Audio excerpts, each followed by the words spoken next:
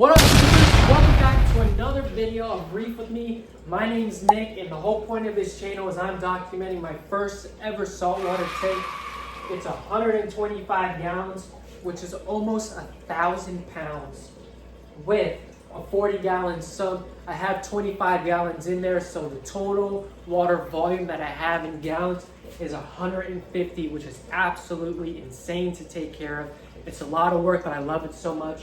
We upgraded the filtration, upgraded the aquascape, added new fish, added brand new coral, added new wave makers, new food, all that stuff. So let's go ahead and get right into it, and I'll show you guys what we got cooking up.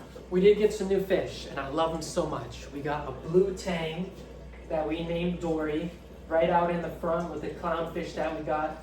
This clownfish is new too. She's a female, and obviously the smaller one is a male. At first, when we put the blue tang in, it did have some aggression with the sail fin, which is something you can expect. This tang on tang aggression. She was getting absolutely demolished. Like, the back of her tail was showing some flesh, and I was getting really worried. I was like tapping on the glass whenever they got close to each other and started to fight.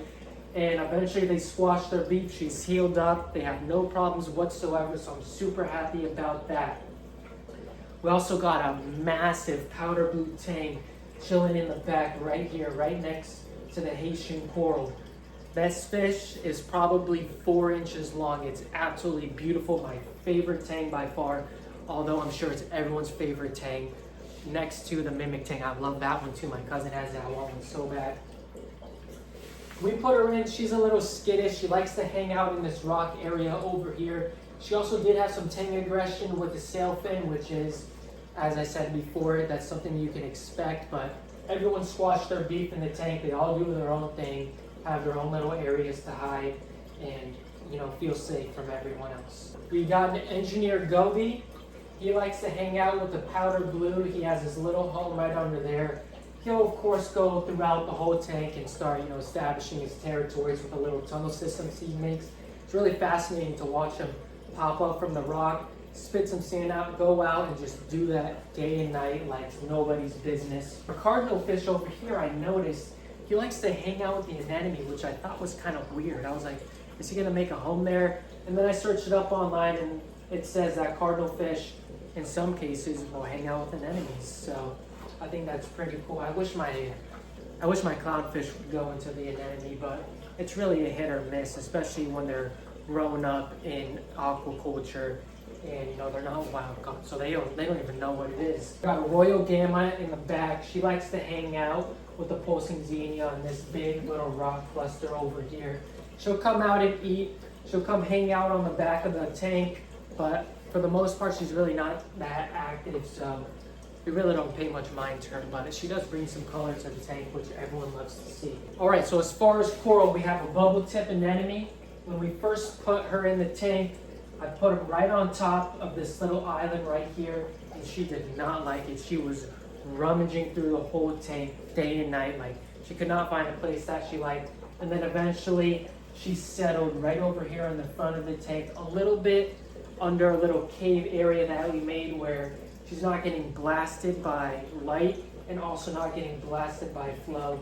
She's doing her little dance. So we also got a Haitian anemone in the back area over here. I'm not sure how she's liking it. She's been there for a couple of days.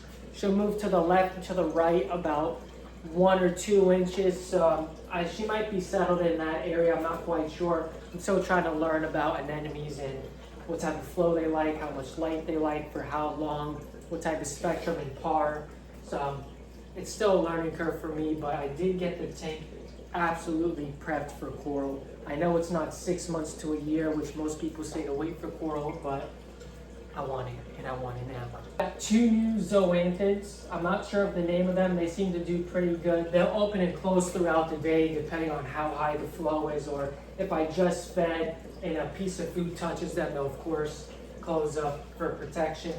We got this big coral right here. It's more of like a polypy coral. I forget the name of it. I went to the fish store and asked them, and they told me, but this name was like 50 letters long. Like, I can't even find it online when I put it on Google image search, so I'm not sure. But one of my favorite corals that we got was the pulsing xenia. It's so fun to watch. I'll literally sit just like this on my chair for hours just watching the polyps, you know, open and close and filter feeding. She loves it in that spot. As soon as we put them in there, she opened up super big and puffy and just was going ham on pulsing and feeding on the microorganisms in the tank.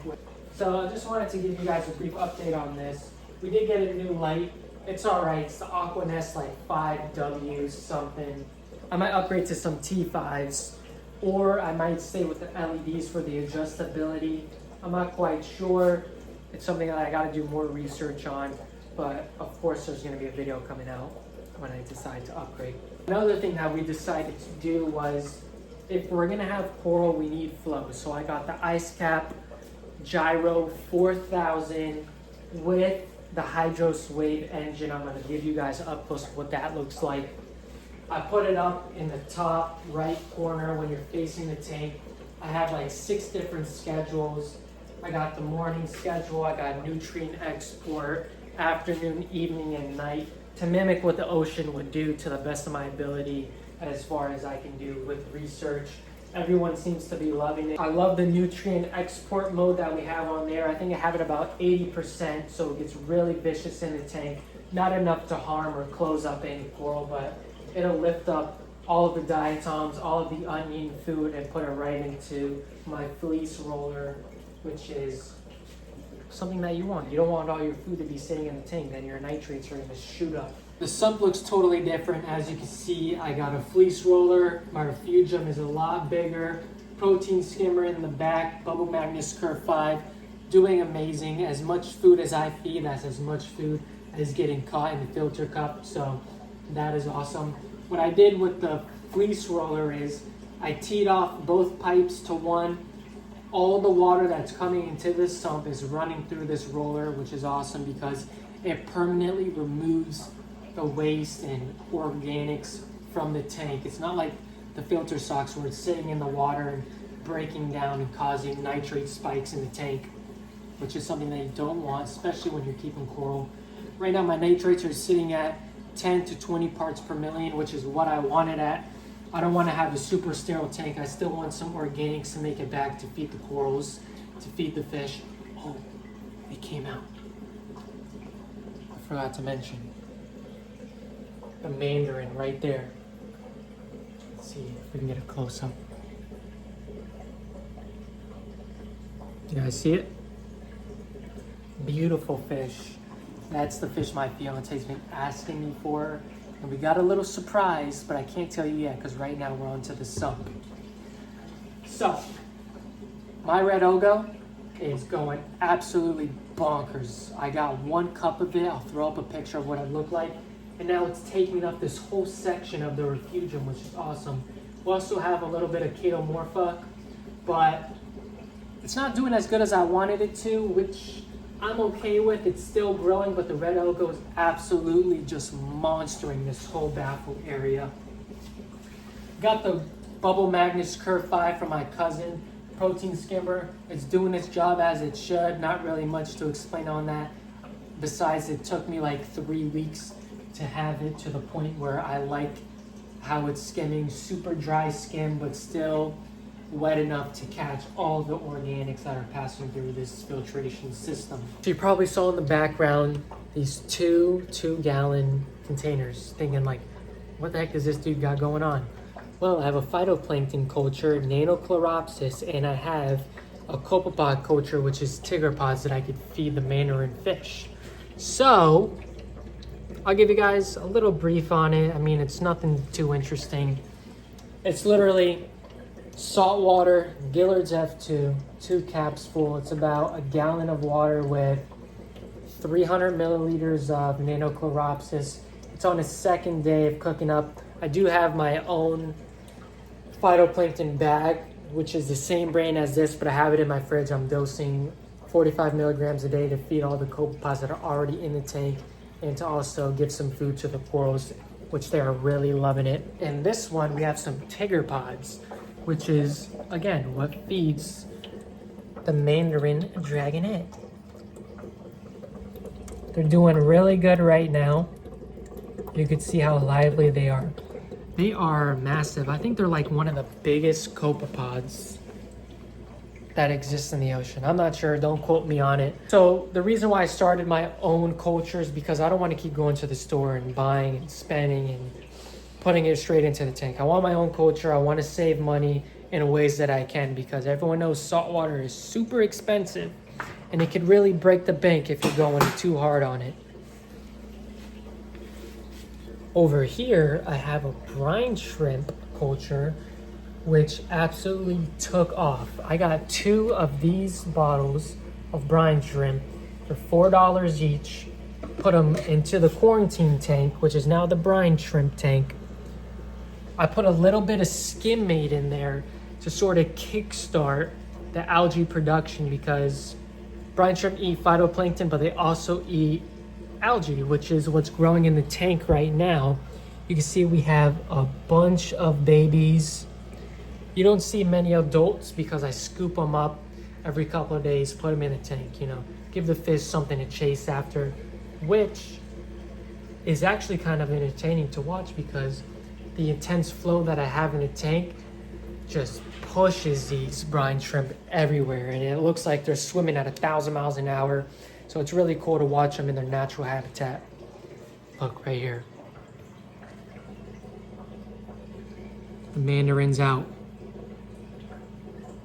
Now, mandarin fish sometimes will eat frozen food or super small brine shrimp, like I have in this cup right here. I've been waiting for her to come out, so after this video, I'm gonna try to feed her and see if I could get her to eat some of that, so I could switch her over to different types of food, because this one mandarin can absolutely demolish my copepod culture, which is why I'm dosing so much of phytoplankton to keep it up, to keep up with her diet pretty much. All right, so that is the overview on the tank. Of course, I'm gonna keep posting videos. I know it's been a while, but your boy's really working hard. I wanted to put a bunch of stuff in the tank before I made a video, so I'm not just making a video, oh, look at this one coral I got. Oh, look at this one fish I got. So I waited a while until I had a nice amount of fish, nice amount of coral, upgraded the filtration so I can give you guys something to look at and to watch and to enjoy as much as I do. All right, so that's the recap on the tank. Everything's doing great. All my levels are great. Fish are doing awesome. Filtration is working how it should. Brine shrimp are culturing. Phytoplankton's culturing. Copepods are culturing. Everything seems to be doing good. So I'm kind of waiting for that crash that might happen.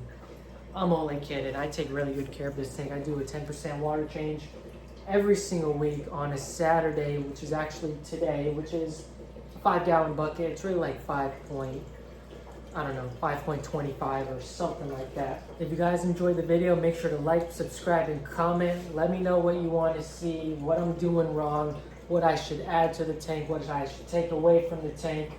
Any tips, let me know. It's super helpful because you guys are obviously smarter than I am.